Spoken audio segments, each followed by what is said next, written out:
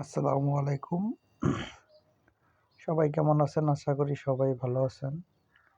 এখন আমরা কিভাবে খুব সহজে 12 ভোল্ট একটি ডিসি ব্যাটারি চার্জার বানানো যায় দেখব।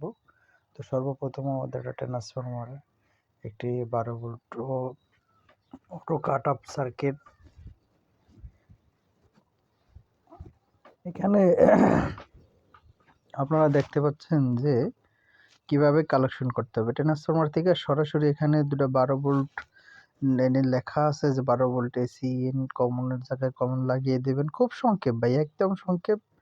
আপনি চেষ্টা করলে অবশ্যই পারবেন। একদম সংক্ষেপে এখানে battery collection B positive B negative লেখাই আছে। পজিটিভে পজিটিভ, নেগেটিভে নেগেটিভ লাগিয়ে দেবেন। দেখা গেছে একটা 12 ভোল্ট যদি ব্যাটারি চার্জার কিনতে চান তাহলে এখন মার্কেটে কত 600-700 টাকা লাগে, কিন্তু আপনি এখানে শুধু 200-300 টাকা, 350-400 350 টাকার ভিতরে কমপ্লিট পেয়ে যেতেছেন। ভিডিওটা খুব মনোযোগ দিয়ে দেখবেন, তো আপনার এত বেশি টাকা খরচ করার কোনো প্রয়োজন নাই। দেখা যাচ্ছে ট্রান্সফর্মারটা এভাবে সেট করে নিতে পারেন একদম সংক্ষেপে। দেখা গেছে যে অল্প টাকার ভিতরে আমরা অনেকে আসি যে চিন্তা করি কিভাবে বানাবো, আর শুরু করে দেন, ইনশাল্লাহ হয়ে যাবে। এটা কোনো সমস্যা না, চাইলে সব কিছু করা সম্ভব। চেষ্টা করতে থাকেন। এটা কিন্তু একদম ইজি ভাই, 5-10 মিনিট, বেশি হলে 20 মিনিট লাগবে একটা ওই চার্জার বানাইতে। দেখেন আমি কালেকশন করতেছি, আপনারা একটু দেখেন।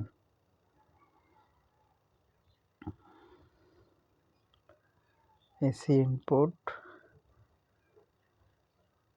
ইনপুটে তার লাগাই নিতেছি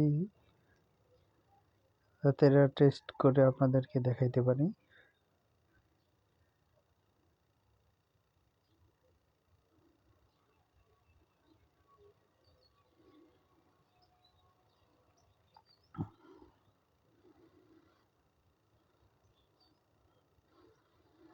মিটারে ভোল্টেজটা দেখাই দিব যে একুরেট ভোল্টেজ আছে, একবারে পারফেক্ট।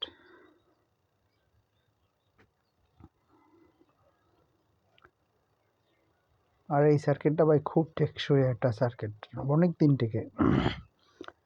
যেহেতু ট্রান্সফরমার দিয়ে করা, অনেক দিন টিকে, অনেক দিন। আমি একটা ব্যবহার করতেছি প্রায় আজকে 5 থেকে 6 বছর। দেখছেন একবারে 17 ভোল্ট আসছে। যখন ব্যাটারি লোড দেবেন, লোড দিলে ভোল্টেজ আর একটু কমবে। ঠিক আছে, 17 ভোল্ট আছে। বা আপনারা চাইলে, এটা কোনো সমস্যা না, ব্যাটারি দ্রুত চার্জ হয়ে যাবে।